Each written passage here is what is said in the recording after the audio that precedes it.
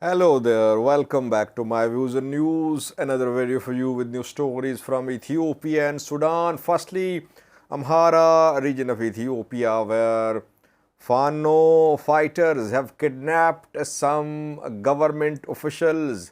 The officials include police officers too. Interestingly, these government officials went to a place to disperse a meeting of Fano fighters. The meeting could not be disrupted. Rather, these government officials were kidnapped by Fano fighters. We have details for you in this video. Secondly, Woldia.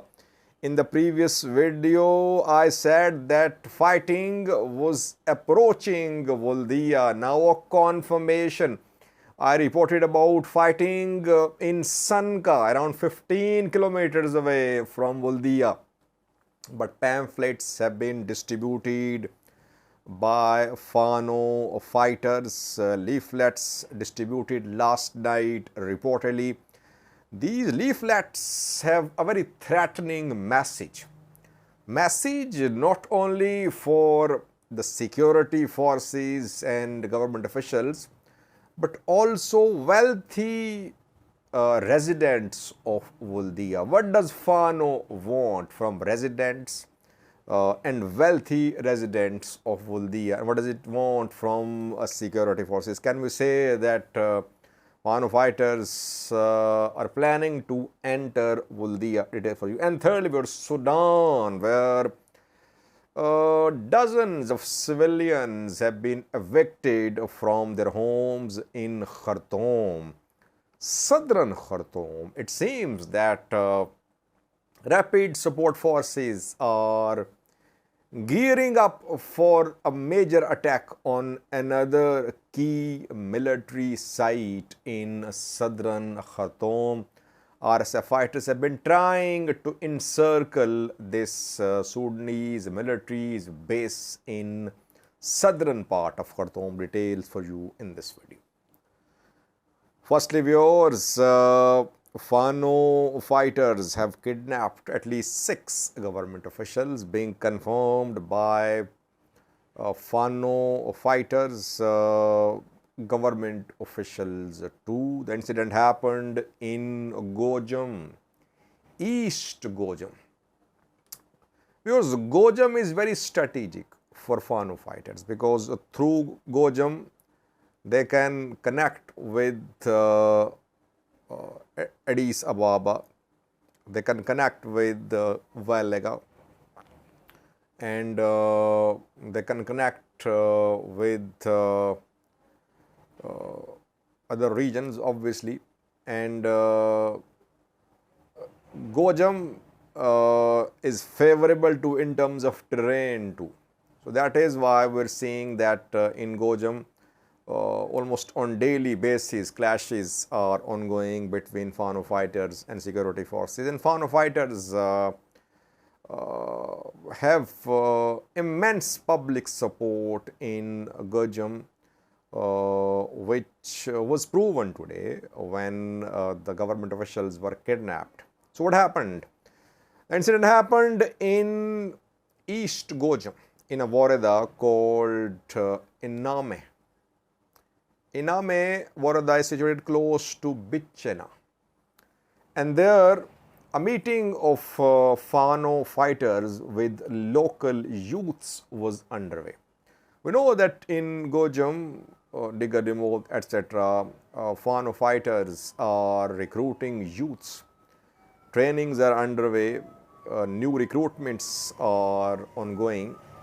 So a meeting was underway between locals, local youths and Fano fighters. Obviously, recruitment is not allowed, though government security forces are unable to stop recruitments by Fano, trainings of youth by Fano, but it is not allowed. Police and militia members, woreda government officials, they went to the place where Fano fighters were having a meeting with locals. They tried to disrupt the meeting. locals intervened. The meeting was disrupted. The training was disrupted. Fano trainers, Fano recruiting staff members were not arrested. But in retaliation, Fano fighters kidnapped 6 government officials, reportedly, in Iname, Wareda. The 6 government officials are firstly head of agricultural department of the Wareda. His name is Almao. Secondly, Zigejo, who is the head of militia. Thirdly, Tastale, head of police, a police officer, and 3 other police officers. So 4 police officers and 2 civilians have been kidnapped by Fano fighters in Iname, Wareda. Talks underway between Fano fighters and administrators. Locals are being asked to intervene to mediate.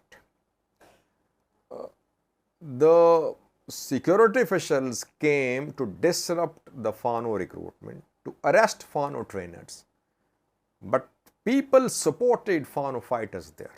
Youth supported Fano fighters there. That is why those who came to arrest Fano trainers and fighters, they were kidnapped by Fano fighters. That is why I say that these security forces are unable to stop Fano because Fano has public support. Fano has built a narrative. Can Fano take this narrative further? That remains to be seen, because some people could turn against Fano. I'll speak on that in the next part of the video, which is about leaflets distributed in Woldia. So Fano has successfully built a narrative, but can it take this narrative further? That remains to be seen. ENDF, Amhara government, in search of a narrative. They term Fano fighters terrorists, then they offer dialogue. ENDF said it's showing restraint, at the same time fighting on. Basically, they're at a loss. They don't know what to do.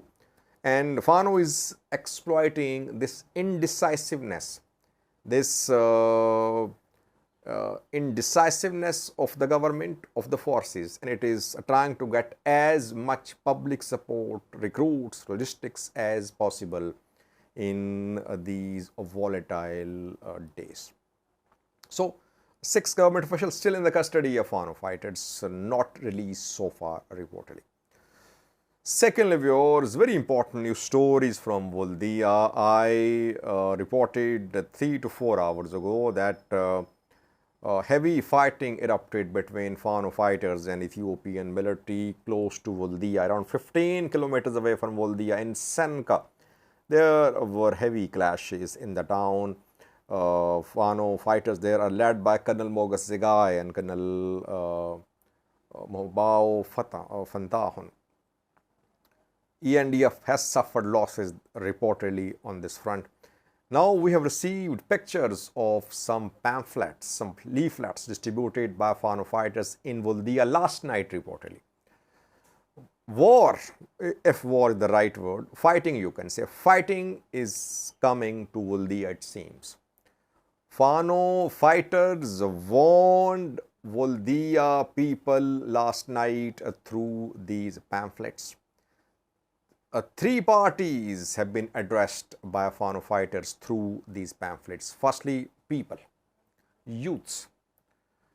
The writing, the text on the pamphlet states that this is the time to rise, to be united, and to support the struggle for Amhara survival. All youths have been requested by Fano fighters to join Fano ranks. First party addressed youths, locals. Second party addressed security forces, government officials. Fano says that those government officials, those security forces which are part of the war, which are part of offensive on Fano, they'll be responsible for whatever losses they suffer. Fano is warning them. They should stop their support for the operation. Otherwise, they'll be responsible for what they are going to go through. It means Fano is going to enter Woldia. Thirdly, a very important third point is about wealthy, well-off businessmen, investors living in Woldia. Fano fighters want support from them, logistical support, financial support. Is it a request from Fano fighters, a warning, or a threat? Is Fano demanding? Does it want to extort money? Is it extortion? It's not a contribution which is being demanded by Fano fighters. Fano fighters want to extort money from wealthy people in Woldia. And by the way, viewers, wealthy businessmen in Oromia pay money to Ola too. That we know. I personally know several people. And some shared information with me as well that they were paying monthly a portion of their income to Ola fighters. And everyone knows that, I think. Those people who cover the conflict in Oromia, they know that Ola is collecting these taxes, they call it taxes, by force from businessmen in Oromia. Whatever we saw in Oromia, we have been seeing in Oromia, same is now happening in Amhara.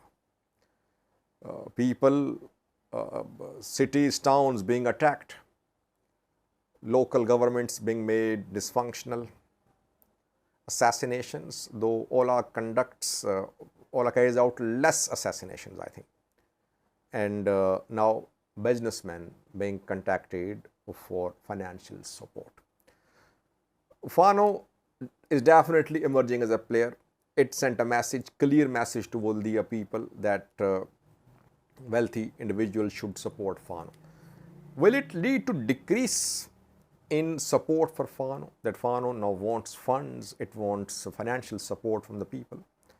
Yes, businessmen won't be happy. No one wants to give away their hard-earned income. So they won't be happy. They wouldn't be happy with this warning by Fano fighters. But Colonel Fantahun and Mogus's Fano fighters are just 10 kilometers away from Woldia. It means that people will have to listen. Otherwise, they'll face consequences in Woldia. It seems that if Fano factions are not stopped at Sanka, we'll see them enter Woldia. They'll carry out targeted attacks on people, individuals, organizations in Woldia. 2 assassinations already in Woldia in the last 48 hours. A PP head and Gobalafto Wareda education head. This is Wollo. Wollo, not Gondar Gojjam. If in Wollo they can distribute such threatening pamphlets and they can carry out assassinations, it means they can do more in Gondar and in Gojjam.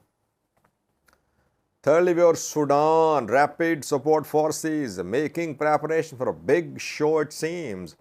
RSF fighters have been trying to encircle armored corps of Sudanese army for weeks. They have been trying to establish their presence in the vicinity of armored corps, but we saw that large-scale reinforcements arrived in Khartoum a few weeks ago to support Sudanese army at armored corps in Al-Shajara. Now, reportedly, RSF fighters are evicting people from their homes in Al-Shajara, Jabra, Sahafa. So, from areas around armored corps, people are being evicted. Their houses are being seized by RSF fighters. RSF fighters are now stationing themselves in the houses around armored corps. Why? Are they going to make a final move on Armored Corps? They've been trying to reach close to Armored Corps. Armored Corps is heavily protected by Sudanese military. Let's see, either Rapid Support Force members, they have a base there as well. I think they captured the CRP headquarters in southern Khartoum. They have a huge presence in this area. Either they want to expand their presence or they have decided to make a final move to capture Armored Corps. Armored Corps is one of a few remaining military sites which are under SAF control, like General Command Headquarters, like Al Muhandisin base, like Wad Sayyidina. There are a few remaining Sudanese military sites still being controlled by Sudanese military. But the way civilians are being evicted from Al Shajara, it seems that in coming hours we could see a major offensive by RSF fighters towards Armored Corps in Al Shajara, southern Khartoum. Take 4.